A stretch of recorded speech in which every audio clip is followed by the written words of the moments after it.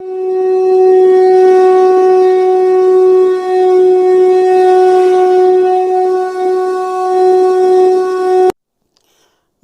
प्रिय मित्रों, मैं ज्योतिषकार कमल आप सबका हार्दिक अभिनंदन करता हूं आपके अपने इस प्यारे यूट्यूब चैनल एस्ट्रो कमल में। दोस्तों, कर्ण पिशाचनी के हमारे देश में बहुत सारे विधान हैं, बहुत सारे मंत्र हैं। हर मंत्र अपना एक अलग विधान लिए हुए होता है और हर विधान का अलग फल है। भारत में कुल 68 प्रकार के कर्ण पिशाचनी के मंत्र हैं और 68 प्रकार के ही विधान हैं। कोई अमावस्या का है, कोई होली का है, कोई दीपावली का है, कोई 10 दिन का है, कोई 13 दिन का है, कोई 42 दिन का है, कोई 108 दिन का है। क्या क्या करना पड़ता है, किस किस विधान में किस किस प्रकार से कर्ण पिशाचनी की साधना करनी पड़ती है, इसका मतलब क्या है? इसका मतलब यह है कि भारत में कर्ण पिशाचनी की साधना बहुत चली है और इस साधना के दम पर लोगों ने बहुत कुछ अर्जित भी कर लिया है। कईयों के पास कर्ण पिशाचनी की साधना है भी। कुछ लोगों की ऐसी मान्यता है कि कर्ण पिशाचनी जिसको सिद्ध हो जाती है उसकी ऐसी तैसी कर देती है। तो कई लोगों का ऐसा मानना भी है कि कर्ण पिशाचनी सिद्ध हो गई तो कुछ भी ऐसा वैसा नहीं करती, जैसी ज़िंदगी चलती है वैसी चलती है, आराम से चलती है, कोई तकलीफ नहीं होती। मेरा ऐसा मानना है कि कर्ण पिशाचनी के विधान जो है उनमें थोड़ा थोड़ा फ़र्क है। जिस विधान से ऐसी तैसी करने वाला विधान हो वो करेंगे तो आपके ऐसी तैसी बुढ़ापे में होगी। एक पहलवान का बुढ़ापा और एक कर्ण पिशाचनी के साधक का बुढ़ापा दोनों का एक जैसा ही बीतता है। ऐसा ही दोनों को दर्द होता है, दोनों को तकलीफ़ें उठानी पड़ती है। लेकिन कुछ विधान ऐसे भी हैं जिनमें तकलीफ़ें नहीं भी उठानी पड़ती, लेकिन लाभ कुछ ज़्यादा नहीं मिलता। शुद्ध लाभ मिलता है, छोटा लाभ मिलता है, आवश्यकताएं पूर्ण हो जाती है, धन की प्राप्ति हो जाती है, कालों का ज्ञान हो जाता है।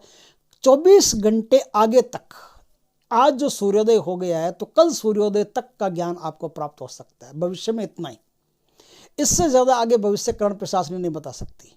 कर्ण पिशाचनी सिर्फ इतना ही भविष्य बता सकती है।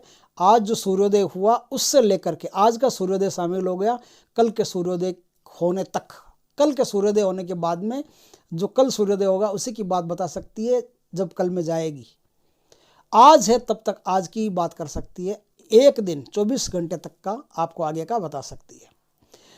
ये जो साधना है, ये साधना शिकारा मठ के मठाधीश सत्यनारायणानंद जी महाराज शक्ति महाराज ने भेजी है।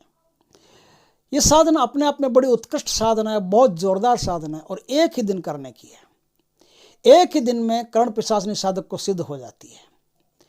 इस साधना में करना भी कुछ खास नहीं पड़ता, छोटी सी साधना है लेकिन बड़ी शक्तिशाली साधना है। इस साधना में आपको एक अमावस्या का दिन चूज करना पड़ता है। एक अमावस्या, कोई भी अमावस्या हो, किसी भी महीने की हो, अमावस्या के रात को आपको शमशान में जाना पड़ता है, जागृत शमशान हो, वहाँ जाकर के इस साधना को आपको करना पड़ता है।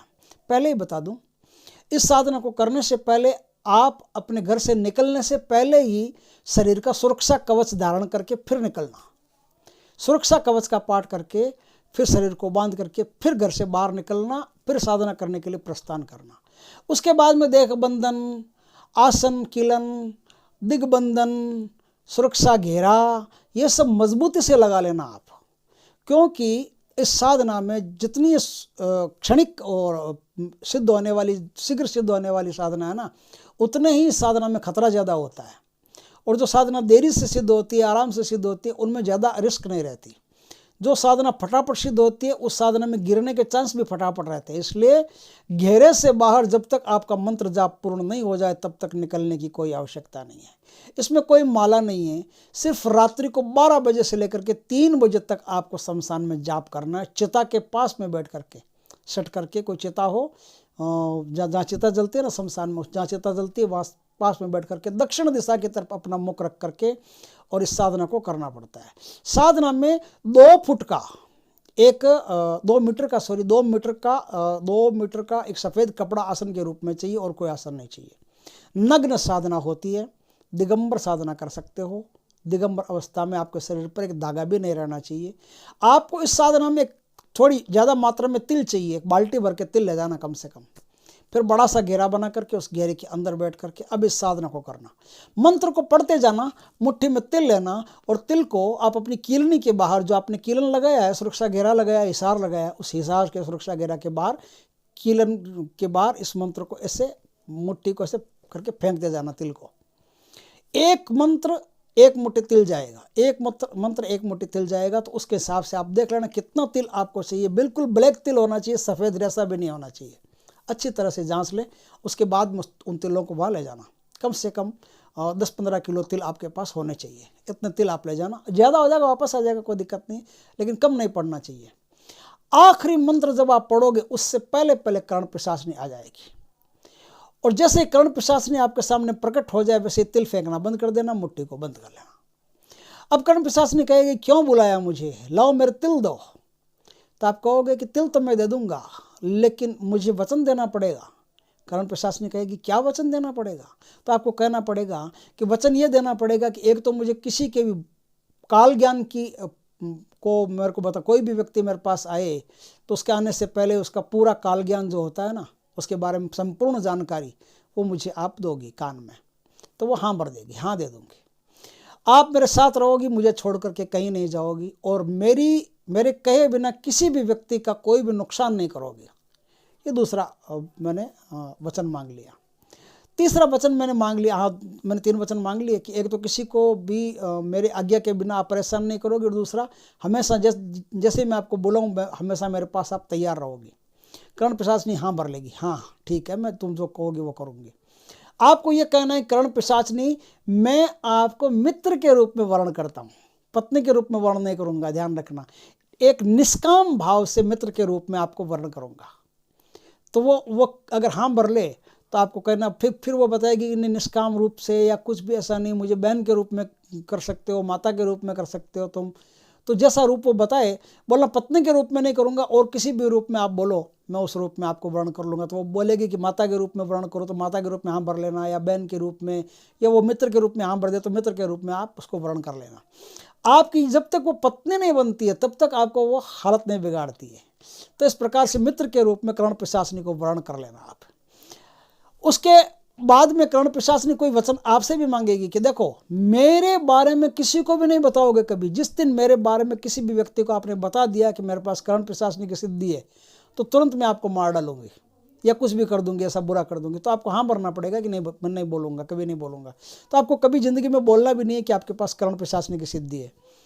बस अपना काम निकाल लो, काम खत्म, किसी के पास हवा नहीं लगने देना। कर्ण पिशाचनी आपको कहे कि फलाने स्थान पर नहीं जाना है, तो आपको हाँ भरनी पड़ेगी कि नहीं जाऊँगा। जब तक आप नहीं कहेंगी मैं कहीं किसी भी स्थान पर नहीं जाऊँगा, आपसे आज्ञा लेकर ही जाऊँगा। बस इस प्रकार से 2-3 वचन जो मानने योग्य हो वो आप मान लेना। कोई वचन ऐसा हो जो मानने योग्य नहीं हो वो मत मानना कभी। तो इस प्रकार से आप दोनों का कंप्रोमाइजेशन हो जाएगा और दोनों एक दूसरे से मिल जाओगे। कर्ण पिशाचनी फिर आपको हर व्यक्ति की भूत की, भविष्य की, वर्तमान की बातें बताती रहेगी और आपके आर्थिक इनकम भी शुरू कर देगी। कहीं ना कहीं से कर्ण पिशाचनी अपने साधक के लिए लोगों को बटोर के ले आती है और उनसे उनको धन लाभ करवाती है। तो कर्ण पिशाचनी की साधना की ये विशेषता है। ये साधना अपने आप में बड़ी उत्कृष्ट साधना है। इस साधना में जो मंत्र है वो आपको गुरु से दीक्षित होकर के लेना पड़ेगा। फिर मैं भी बता देता हूँ, क्योंकि जो बताया गया मंत्र उस पर ज़्यादा विश्वास करने की आवश्यकता नहीं है। विश्वास गुरु के मंत्र पर, जो गुरु बताता है उसी पर करने की आवश्यकता है। मंत्र है ओम क्रीम कर्ण पिशाचनी हाजिर न हो तो गुरु गोरखनाथ की आन। इस प्रकार से मंत्र है, लेकिन ये मंत्र आप गुरु से लेंगे तभी काम करेगा, ऐसे काम नहीं करेगा, क्योंकि दीक्षा के बिना गुरु मंत्र कभी काम नहीं करते हैं।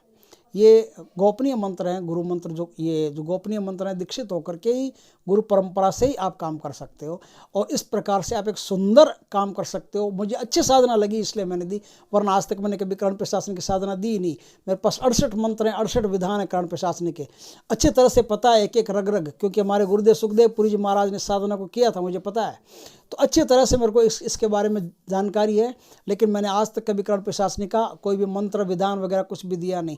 ये विधान मेरे को शिकारा वाले महाराज का बढ़िया लगा, उन्होंने अच्छा विधान भेजा, इसलिए मैंने आप लोगों को ये विधान भेज दिया। साधना करना हो तो गुरु से आज्ञा लेकर फिर साधना करना। ऐसे साधना करने से आपको हानि होने की पूरी संभावना है।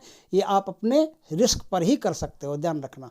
दोस्तों वीडियो अच्छा लगे तो लाइक करना, कमेंट करना, शेयर करना। यदि पहली बार हमारे चैनल पर आए चैनल को सब्सक्राइब करना, पास में जो बेल आइकॉन का बटन है वो दबा देना, ताकि हमारे ज्ञानवर्धक जानकारीपूर्ण वीडियो सबसे पहले आपके पास आए। जय श्री कृष्णा दोस्तों।